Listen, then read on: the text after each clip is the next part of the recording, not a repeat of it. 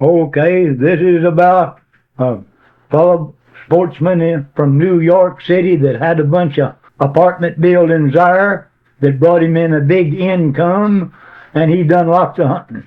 When he hunted all over the world, and if you'll look in some of these big hunting books, well, you'll find his name, Fred Hollander. And he was raised in this country, of course. He was of German descent, and he still had kind of a brogue to his talk. But anyway, he lined up for this lion hunt. Now, this was just before World War II. And we now had a camp in the Brown Canyon on the west side of the Huachuca Mountains. On the east side, I beg your pardon, that was on the east side of the Huachuca Mountains. And I knew that he was going to be there the next day. So I decided that morning I'd make a circle and see if I could find any lion sign. I knew there were some lions in those mountains. But I took a pack of hounds with me. I took 5 hounds. And I got over into what's called Garden Canyon. Now, that's on that Fort Huachuca Military Reservation, but I had a permit from the commanding officer there to hunt on that reservation, to hunt lions on it. So I went over, and then I went up another little prong, that pretty good sized canyon that run into that Garden Canyon. Now that would make me be probably 5 or 6 miles from this camp. And there was a cabin there that is camped in, and had dogs tied all around, and had their little houses there. And I hit this fresh lion track. Well, I decided I'd let them go. So it was fresh, and they probably had this lion treed within an hour. So I went to them, and I saw that it was a good big female lion. Well, I pretty well knew what it was from its tracks. So I stayed there with them and let them bark for a while. And this lion was a pretty wild lion, and it didn't want to stay in that tree anyway. So I jumped it out. And it made quite a little run, and it treed it again. Well, now, I didn't go to them that time. Because when you go to a hound and go right up to them, and they know you're there, and then you turn around and ride off and leave them, they don't understand that. They don't know why that you left them, and that'll make them leave a tree lots faster than it will if you'll just let them go and not go to them. So I didn't go to them. I just beat it back to camp. And I got back to camp, and I knew that Ernest and Vincent and this hunter was going to be there that night. But they wasn't going to be there till after dark. So I wrote them a note, and I said, I'm a riding old Budweiser. That was one of my mules, and he was a going son of a gun. I said, I have a lion treed in McClure Canyon. So you come into McClure Canyon, and I'll be up McClure Canyon somewhere with a lion. And if you don't find me, you pick up old Budweiser's tracks and trail him up. And where you find old Budweiser, well, I'll be around there somewhere with a lion treed. Because I'm going to keep that lion treed until y'all get there in the morning. So I turned to loose 2 or 3 more dogs, and away I went. These was young dogs that I took that time. And got back up there, and got back up to that tree. Now, the youngest, most inexperienced dog that I had amongst them 5, it had left that tree, and I met it a trailing me up. No, it wasn't over a half a mile from the tree. So I got after him and we went on back to the line. And just as I got up to that line, well, it bailed out. And they run it all around there. Well, now the bluffs weren't high, but it was just kind of little rims. And this thing wouldn't leave those rims very far. If it did, it'd double back and go back into there. And it would tree. Well, then, but all that time, it was getting late in the evening. And it finally jumped out again and treed in a big old juniper, which would be a fine place to keep it all night. And a lot of wood right there, so I got down and dug me up a bunch of wood and got all ready to stay all night and got me a fire going. And well, I hadn't been around that far but about an hour till it bailed out and the race was on. Well, I had to kick out my fire and then go after him. And that time it is treed about in the worst tree that it could get in. Now that made, let's see, 1, 2, 3, 4 trees, I guess, had already been in that day. And I looked at it, and this was a good-sized pinon tree, probably a foot through it, and went up maybe 40, 50 feet. And it was up in there on some limbs and looked like it was comfortable. And this tree sat right on the top of a little bluff that was about 10 feet high and then just went right into the bottom of the canyon. And it was real steep there. And I looked out all over and I said, well, it'll stay here tonight.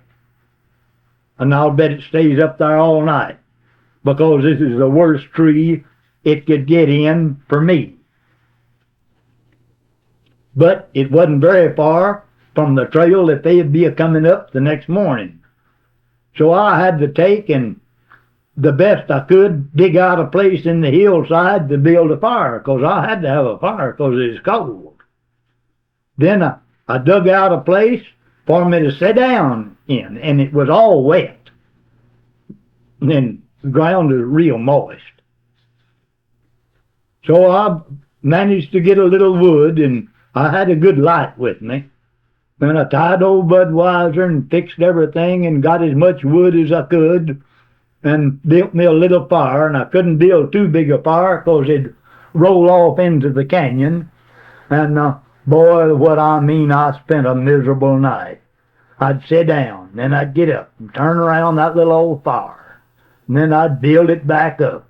And I didn't get any sleep at all because I was moving around nearly all night. And sure enough, it stayed in that tree. Well, about 9 o'clock the next morning, well, I heard them a-coming way down there. And they had brought 2 or 3 dogs. And here these dogs of theirs heard the ones I had a barking, and here they come. And of course, I knew that they weren't too far then, and I heard them away down there. And it stayed in the tree until they got up right close, and then it bailed out. Run around there and treed again. And we got up there, and he was quite a photographer, and he took a bunch of pictures. And he said, well, let's jump it out again. And so we jumped it out again, and every time it'd run a little shorter race. And they treated it again. Got up there and took a whole bunch of pictures, and he said, well, let's jump it out. I said, now listen, Mr. Hollander. I said, that line is jumped out of a whole bunch of trees. And I said, if this bunch of dogs catches that line on the ground, there's 11 dogs here with the ones you brought. Because I'd brought 5. And then when I come back, I brought 3. That made 8. And they had brought 3. So that made 11. And I said, that line wouldn't have a ghost of a show with all these dogs, because they'd kill it. He said, well, you've explained everything to me and told me the chances that I'm a-taking. And he said, I will be pleased if they catch it and kill it You won't hear me make one complaint because I know what to expect. But I'd like to see if they can put it up another tree so I can get some more pictures. I said, okay, you understand everything? He said, well, yes, I do. I said, all right, we'll jump it out. Well, when that line come down, not too high up that tree to jump out, it jumped out, and I was right there and watching it, and there was some brush there, and as it put its front feet out to hit, well, its front feet kind of hit a bush, and its chin kind of went down and hit on a rock. Well, it jumped right up and off that mountain it went. And all these dogs were loose. Of course, they was building right at it. And I took out after them, and they run down on this hillside going towards this canyon about 200 yards. And those dogs just caught that thing right on the ground. Well, by the time I got to them, they had it practically dead. Well, I couldn't get them off of it, so I just left them alone. And in a little bit, well, they polished it off, and they had it dead. So I said, well, you fellers come on down here, and let's get this thing. And I said, it's dead. And he didn't say a word. He said, well, he said, the reason I didn't shoot that thing, it's my own fault, and I'm perfectly satisfied. My hunt's over. And he just went on back to camp then, and they took him back to Tucson, and he caught a train back home, and then he wrote a story about that hunt. He said, my line treed before I got off the train. That was his title to his story. Well, now this hunt took place in the swamps of Nayarit, and right down close to that big lake that I've told about before. They called Agua Bravo. That means bad water. And that bad water meant that there would be, when the wind is blowing, that lake is big enough that it'd have good waves in it. But anyway, we went down and made a little fly camp away from our main camp. And the fellows that we had hunting was from California, and one of them was a bow hunter. And you know, I should remember those fellows' names real well, but that's been quite a few years ago, and I just can't remember their names. Well, one of them, quite a few years before this happened, it got hurt badly in an automobile wreck, and his back was bad. And he was trying to walk through those swamps, and he kept hurting his back. So he had his partner do the hunting, and he was hunting with a bow and arrow, wanting to kill a jaguar with a bow. Well, we treed one jaguar, and he put several arrows through it, and it bailed out, and there's a fighting the dogs, and right on the ground. And Sammy Foster, boy that was working for me, to keep it from killing any of those dogs, well, he killed it with a rifle. Well, then after that, well, we was down on this edge of this Agua Brava.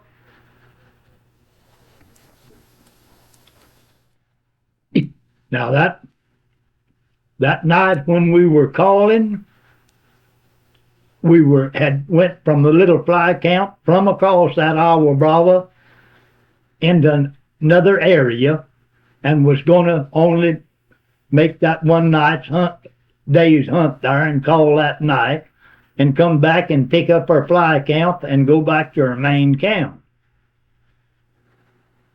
So in our calling that night, we got 2 jaguars to answering.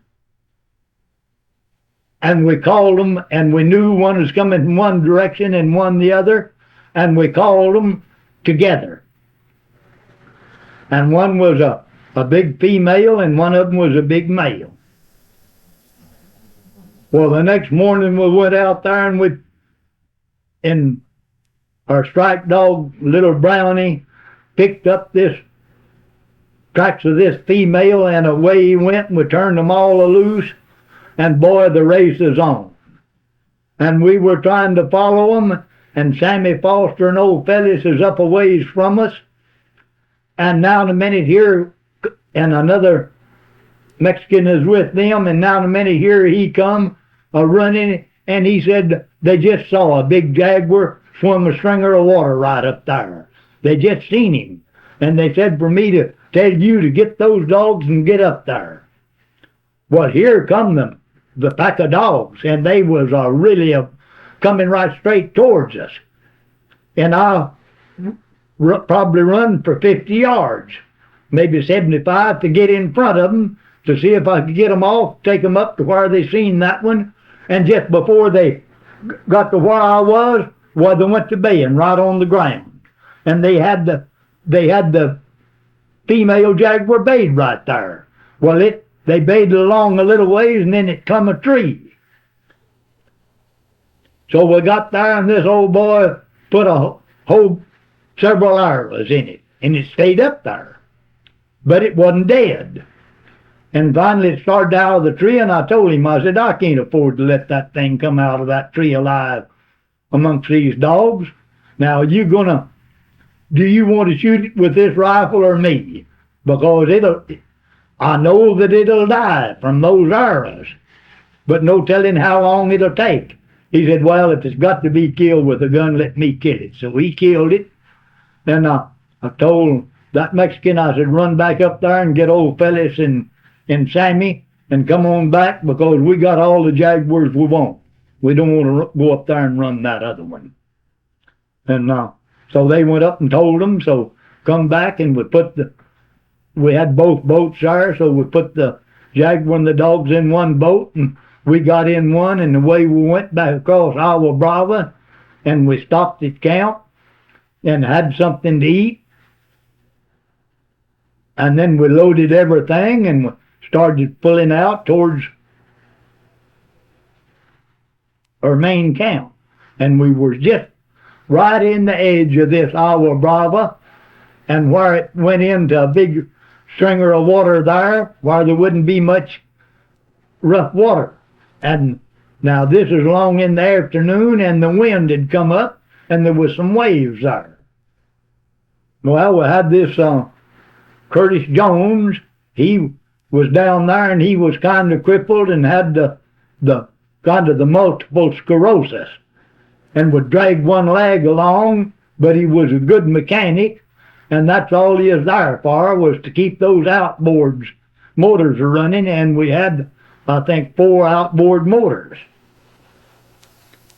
So we put the dogs, I believe that we had 14 in this boat, and we had them tied around the edges of it so they wouldn't all shift their weight all at one time, or to the back or to the front, and maybe turn that boat over.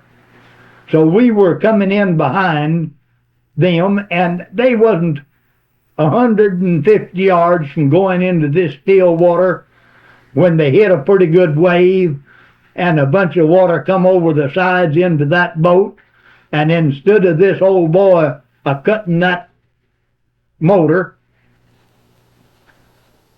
and letting that boat settle down, it had held the weight all right, because those little old boats had hauled lots of weight. Well, he just gunned it for all it is worth, and you know that boat, when the front end of it rose, all the water run right back to the back end, and he just kept gunning it, and that thing just turned right over backwards, right in the water. And we were up a ways beyond, but here we come, and old Sammy Foster was driving that, running the motor on this other boat. And as we come by that boat, I dived out, and he just jumped up and left that thing running, and he dived out too. And there's one Mexican boy run back then and cut off the motor and got the boat back up there close to this, and it is turned over. And old Sammy and Fellis went to driving under that boat, and cutting dogs loose, and they cut several loose, and when they did, they'd be so near drowned that I'd take them over and get them in that other boat. And we got out several dogs. Well, I guess we got 6 out. And 8 was drowned right there. And what I mean, there was a pack of Jaguar dogs there that were an honest to goodness real pack of Jaguar dogs. And they had caught lots of jaguars. And I was a long time of building back up before I built up that good a pack. And so, and we went on to count with what we had left. And that old cook up there that had 1 dog in the bunch, well, let's see, we had Rounder. Now, he was a bobtail small hound, 50-pound hound, and he was half blue tick and half walker. Then I had a good-sized, rangy-built female that was just in her prime. Now, Rounder was a slowing up, but this Lily wasn't. And I think Lily was the best dog there. And she was a fairly tall, rangy-built, real muscled-up female. And you would say she was spotted and had ticks on her. You'd say she was of the English color. And then I had 2 small hounds there that I call, and they were solid red, out of Music, which was a real smart hound, but they were mean. They were mean to either people or animals. And when they got to a Jaguar, they always made him stop or they got hurt. And they were hurt a lot of times that season. I called them Dude and Dandy, so that would make 4.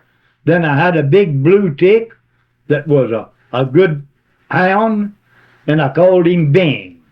Then I had a black and tan that I called Sport. And let's see, that would make 6. Now, well, I had 7 in that deal, and I can't right off call the name of the other one, and I don't remember the name of the one that old cook had. But when we got back up there and told that old cook about it, well, I think it hurt him as bad losing that one. He wasn't any good anyway, but I didn't want to tell him just really how sorry he was, because it would have hurt him too bad. And I believe it hurt him just as bad about losing that one, you'd say, about worthless dog, as it did me losing that whole bunch. But we got out 3 out of there that were good hounds. But both of them was old. And let's see, out of 14 there was 6. And then this Mexican, he had a couple of little old hounds there that was saved out of the bunch, and they weren't any good either. Anyway, we saved 6, and that was a pretty sad procession when we come back into that main ranch. And the Jaguar was in that boat with them, and we didn't lose the Jaguar. It lodged under a seat, and it never did fall into the water. We got the boat righted back up, and the Jaguar was still under the seat. But we'd lost a bunch of stuff out of the boat, so the next morning we went back down there and pretty well spotted the place. And old Fellis, Fellis is a man older than I was.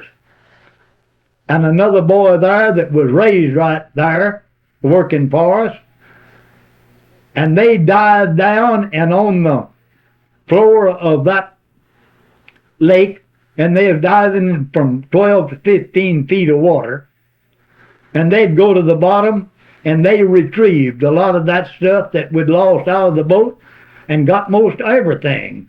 And they even brought up a 6-shooter that was laying down there that we'd lost out of that boat. And so then we come on back, and that was supposed to be the last day of the hunt of that season, and it was. And it's a good thing it was, because we were really short on Jaguar dogs then. And that was that hunt come out all right for game. because we'd gotten 2 Jaguars, but it didn't come out very good for hounds. Well, old Sammy Foster and I both tried diving out and going down like them other boys did. Well, we could manage to get to the bottom, but we wouldn't have enough wind then left to look very much till we'd have to turn around and come back out. So we didn't do very good on the diving, because those Mexican boys could really skin us when it comes to that.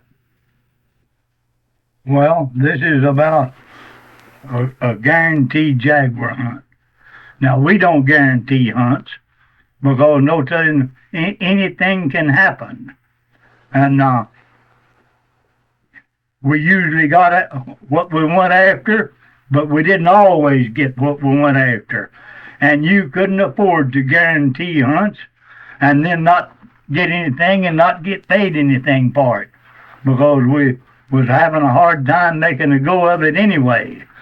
But anyway, this fellow was named John McKeel, and he was from Essex Fells, New Jersey. And he had been down there the season before and went over into New Mexico with Bill Lee, and Bill Lee was had done by far less hunting than any of the Lee boys with hounds. But Bill took him over there anyway, and they, I think, more or less accidentally caught a line. But anyway, then he wrote, and he wanted to come back on a jaguar hunt. But he didn't say anything about going to have a guarantee. And so when he came back the next year, he was on his honeymoon. He had come down to Florida and got married, and then drove out there in an old Model A Ford, he and his wife, and landed there at Paradise and wanted to go jaguar hunting. But he wanted a guaranteed jaguar. And I wasn't there when the guarantee was made, because if I had been, there'd have been a big ruckus.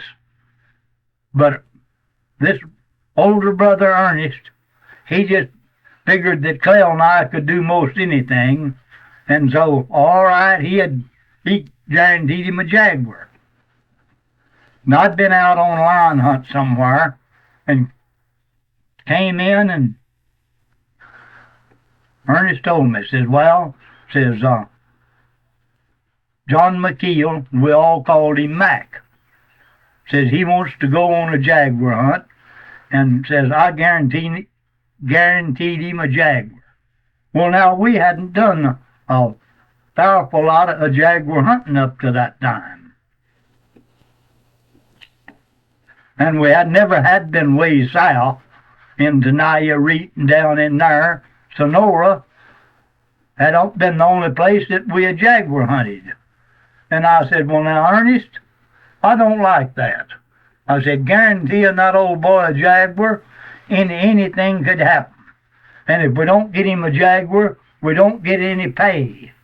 And if we did fail to get him a jaguar, we would be out a doggone good bunch of money, because it's going to take quite a little to get down there and expenses and all that and make this hunt.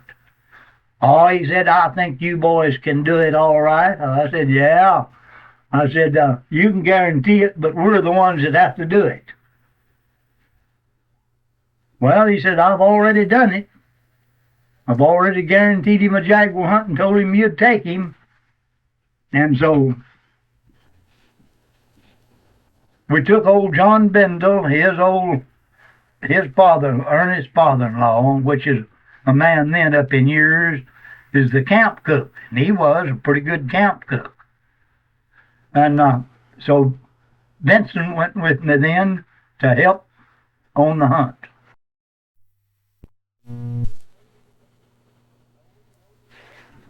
So we loaded up. We went to Douglas and crossed at Agua Prieta, and it took, I think, about a day and a half over those roads to get down to where we was going to hire a pack outfit and go over to that where that Rio Bavispe and the Rio Iris runs together. Well, now that Bavispe, on the upper end of it is called Bavispe, and then as you get farther down on it, the same river, they call it Rio Granado.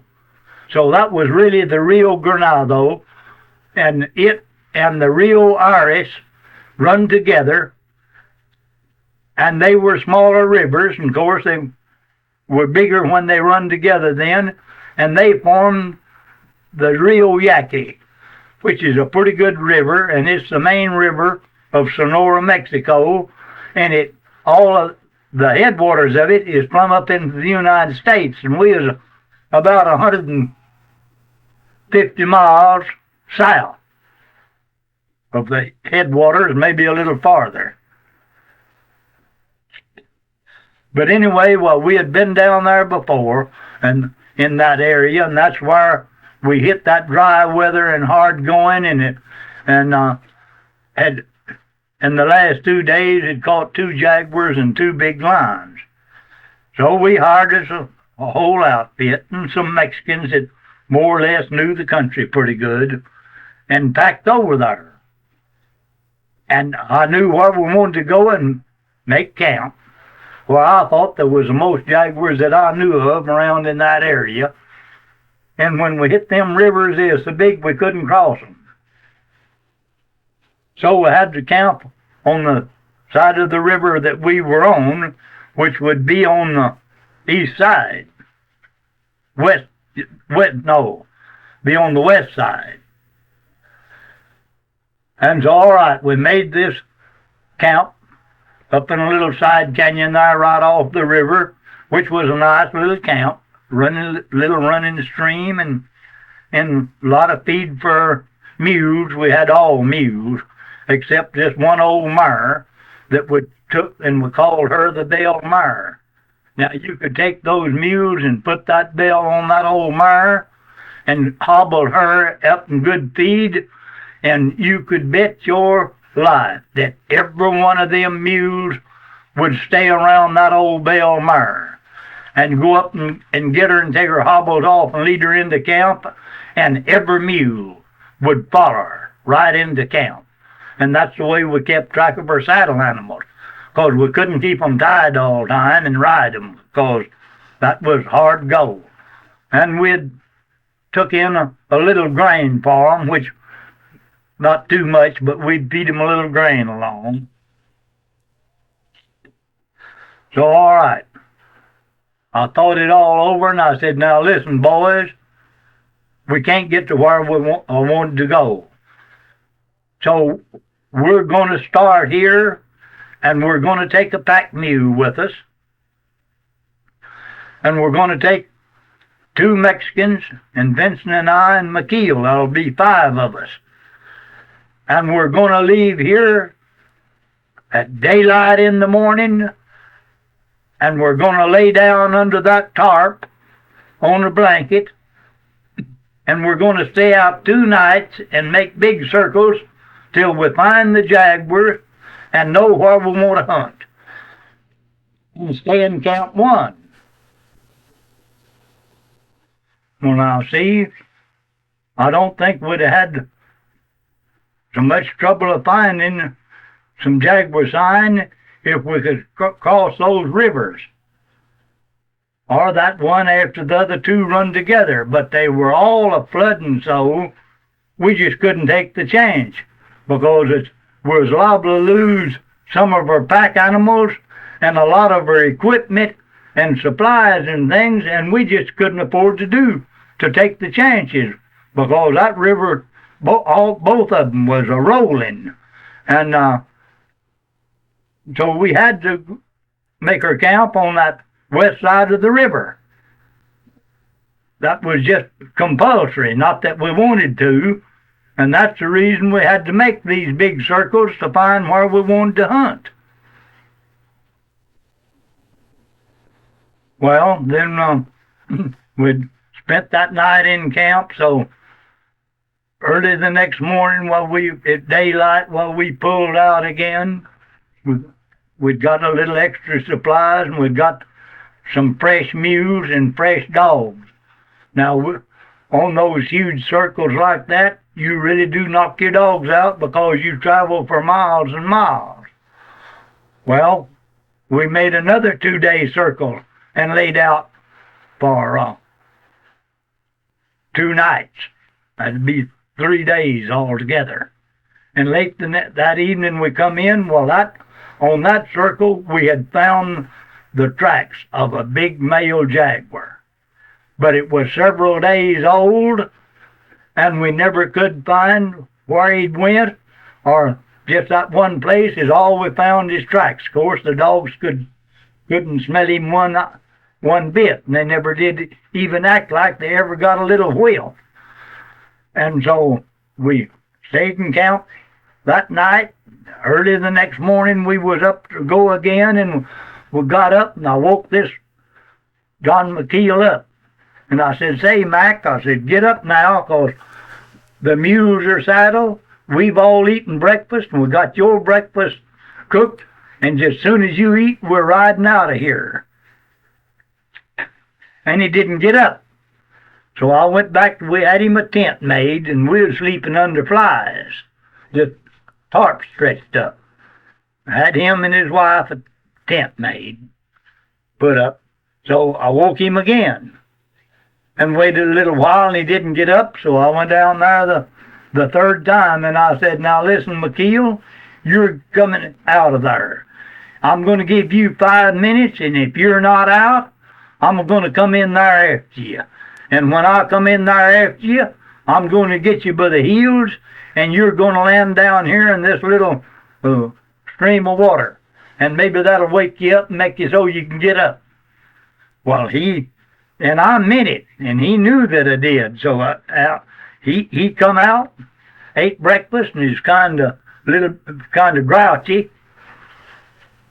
And we hadn't rode very far till he got up pretty close to me, and he said, "Dale, what's the push?" I said, "Listen, Mac," I said, "you wouldn't come down here without a guaranteed jaguar. And Ernest guaranteed you a jaguar." I said, "I didn't guarantee you the jaguar, Ernest did." And I said, "Mac, you're going to stay with me until I get you a jaguar, and by golly, you're going to go. And now, it's not my doings, it's your own doings." He rode a little ways farther, and he said, "Well, Dale, I'm going to figure on doing some more hunting with you. But I'll tell you one thing, this is the last guaranteed hunt I'll ever go with you on. So then if I am awful tired and all and want to lay in a day, I can." I said, "All right, Mac, that's up to you, but this is the guaranteed hunt we're on now." Well, we made a real big circle, and the second day, well, we did hit the tracks of a female jaguar. And the dogs could smell it a little bit, and they could trail it a little bit. Now, here's how tired those dogs were. We was just traveling them to death. One of them got tangled up in some vines, and I had to go and cut him out because he is so tired he couldn't get out himself. Well, I don't think I mentioned it before. Maybe I did. Well, this old boy was on his honeymoon. And that might have been kind of the reason that I was having him a hard time getting him up. But I didn't have a hard time getting him up only just that one morning. But anyway, we went on back to camp then. I'm sure that was the third day circle. Got into camp real late that evening. And the next morning then we were going again at daylight. And we headed in the direction that female jaguar was a-traveling.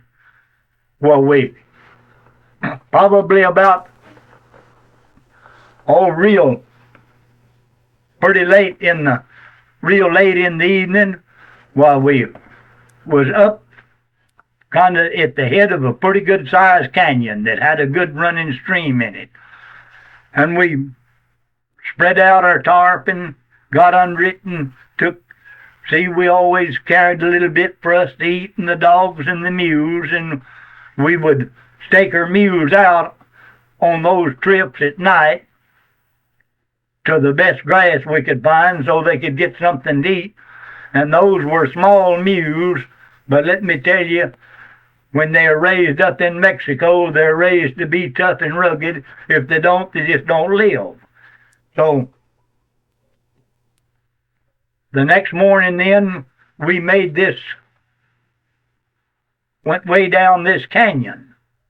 And we hadn't went so very far until we found where this female jaguar had crossed. But the dogs couldn't smell it. So we went on down, right on down that creek, and I imagine a mile farther, well, we found where she had crossed, back from that side back to the other side, and it was still so old the dogs couldn't smell it. So I imagine then we went on down not over a half a mile, and found where she had crossed back over to the other side again. And the dogs could just faintly smell her tracks. They couldn't trail her, but they could smell it good enough they could bawl on it some. And I said, boys, this is it. Let's go. They said, what are you going to do?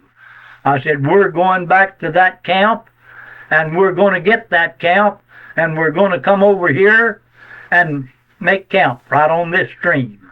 There's lots of good feed in here and good shade trees, and it's a good place. It's a good place to camp. I said, I noticed a spot back up yonder just before we hit the tracks where she had crossed first. And I said, it'll be a fine camp. And so we're just going to beat it back to camp, which will take us until the afternoon. And then we're going to get everything packed up that we possibly can. And going to pack everything in the morning, and we're going to bring it over here, which will take about a day's pack to get back here with a pack outfit. And so I said, I'll figure out just exactly then what we're going to do after we get in here and camp. So we did. We done that. We went back to camps and got everything as much packed up as we could for the next morning, and then the next morning it didn't take us too long to get everything together, and we got them on our pack animals, and away we come.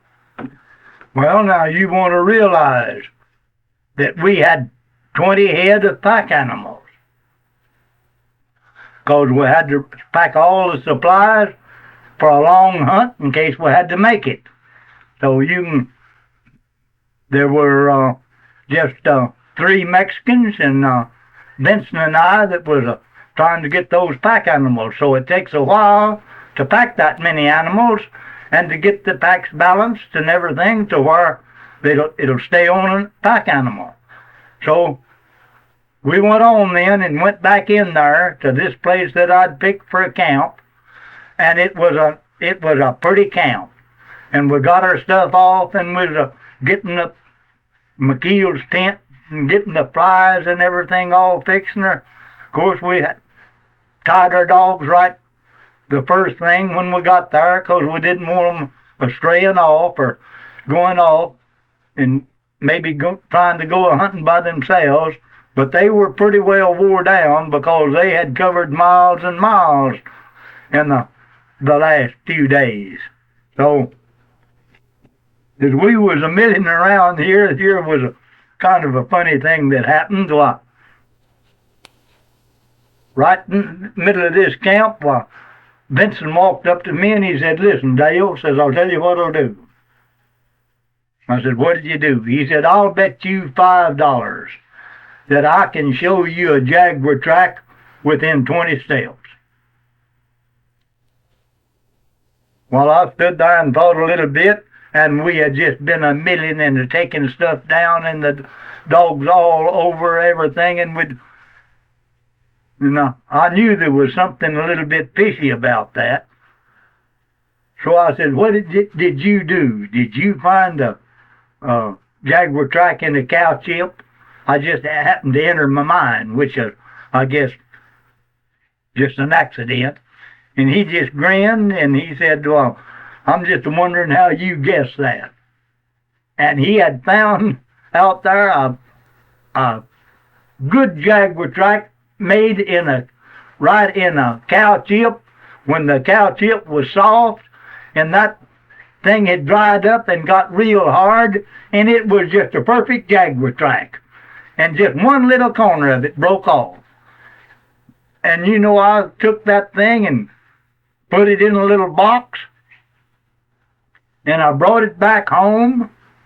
When we come back, and my brother put it in one of his desk drawers and would show it to people when they'd come in, and he still had that Jaguar track when he passed away. And then his wife gave it to me, and I finally, in my travels, I lost it. I don't know what happened to it. But anyway, when we got our camp all fixed, well, I said, well, late that afternoon, I told one of them Mexicans, I said, saddle me my mule. They said, what are you going to do? I said, well, I got an idea. And I said, I don't want anybody with me. I'm going up here by myself.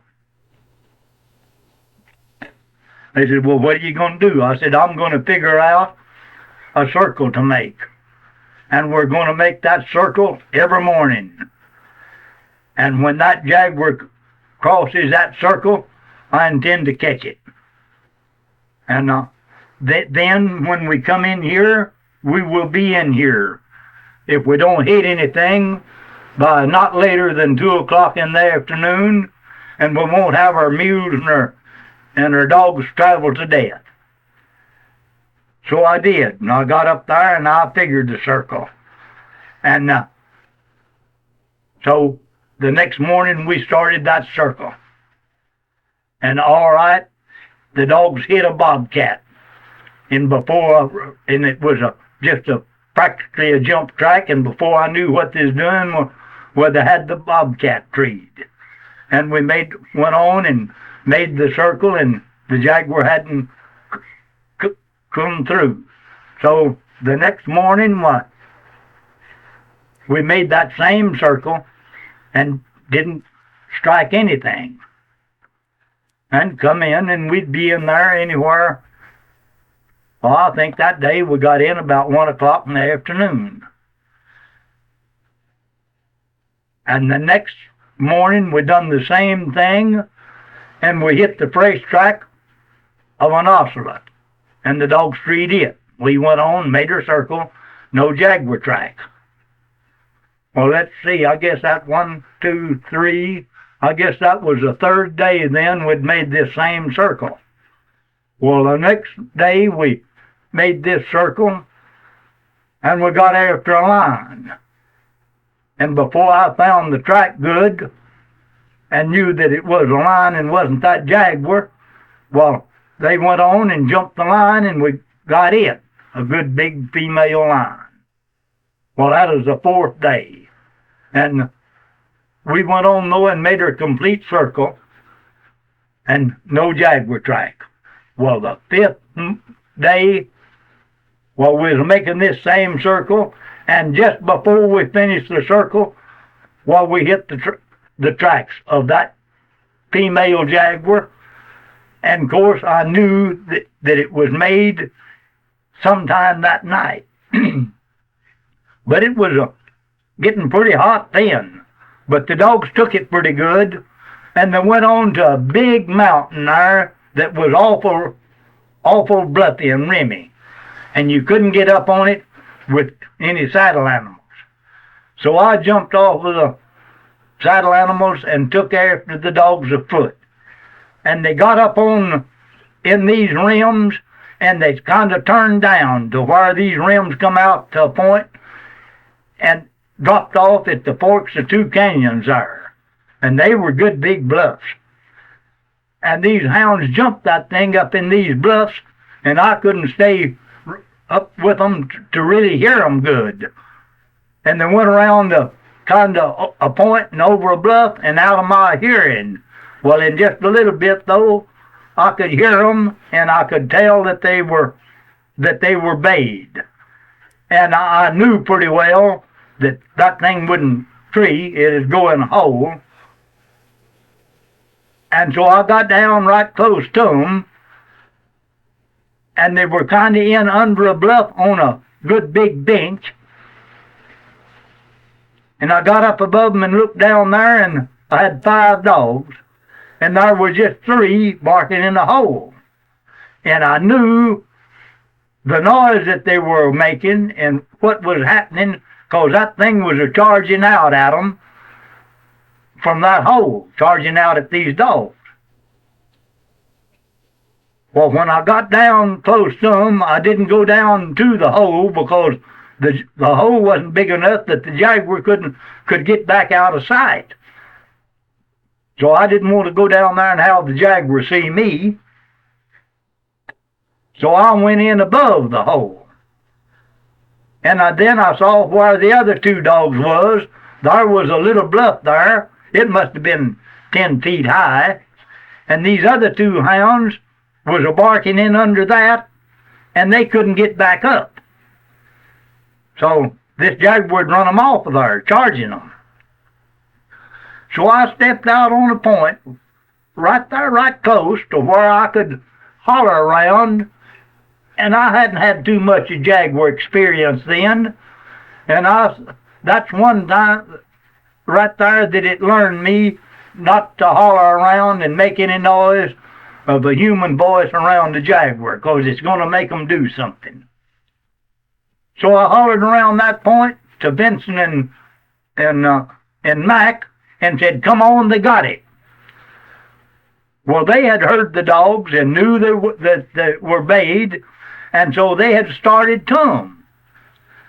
And then they got up quite a ways, and Vincent had forgot to get a light that we'd carry to go in a hole with if we had to, and he run back to the mules after this light. But McKeel answered me right there, just a few steps around that point, and he says, "I'm a-coming." Well, now in a minute, those 3 dogs that was up there was old Peggy, a little white and red spotted English-looking dog, and Abe, at least a 75-pound big hound, blue tick, and Amos, a big red tick that was out of a red tick female in Abe, and he was a red tick, and he was as big as Abe, and they were in good condition and stout and hard from a lot of work. And now in a minute they would said, "Wow, wow, wow," and I looked around, and that Jaguar had come out of that hole, and I was standing up probably, I wasn't over 30 feet from it, if that far. And he just looked up at me on that rock and didn't charge those dogs. He just kind of got down, kind of crouched, and was just weaving his head from side to side in a growling and coming right for me on that rock. Well, I just turned around and looked at it, because I sure didn't want to kill it, because I had old McKeel right there. He was right close. And when that happened, I guess those dogs figured that Jaguar was going to catch me, because old Abe went up and grabbed that Jaguar by the side of the head on one side, and old Amos run up and grabbed it right on the other side of the head, and Peggy grabbed it by the hips. And they held it for just an instant. Now this was, as I told you, was a female Jaguar that doesn't grow anything like the size of a big male. Well, it took one front claw and knocked Abe loose, and then the other one and knocked Amos loose, and reached back and slapped Peggy, and she turned loose. But instead of them trying to get out of the way of it then, the battle was on. And old Abe and that Jaguar was right head on, and they both reached out to get a hold of one another, and the Jaguar got old Abe's upper jaw in its mouth, and it come down on him, and me a standing there looking at him, and I'll tell you, the bones just popped. And old Amos then grabbed that Jaguar right by the side of the head and give that thing a twist, and broke out one of those canine, its lower left hand canine tush on its bottom jaw. Broke it out on that old dog's head, and when that tush broke, it would just snap like a stick, and I saw it fly out of its lip and was hanging to the edge of its lip. And I saw that, standing right there looking at them. Well, I knew that I was going to have to do something, or I'd probably kill those 3 dogs, because their dander was up and they was going to battle. And I turned around and said to old McKeel, I said, "Get down here or I'm going to kill that thing." And he said, "Don't kill it, don't kill it." And he stumped his toe and fell down. And I run right down to those dogs, and I had an old octagon barrel 30-30 that had been a long barrel and had been cut off, and had used it for many years.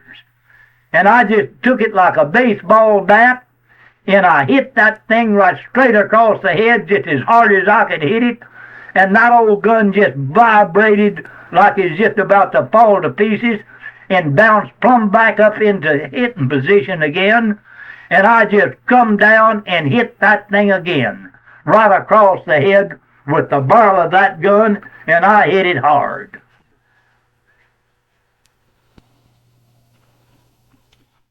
Well, when I hit it that second time, that old gun bounced back again. But I knocked it off of this little bluff. It was close to the edge of it.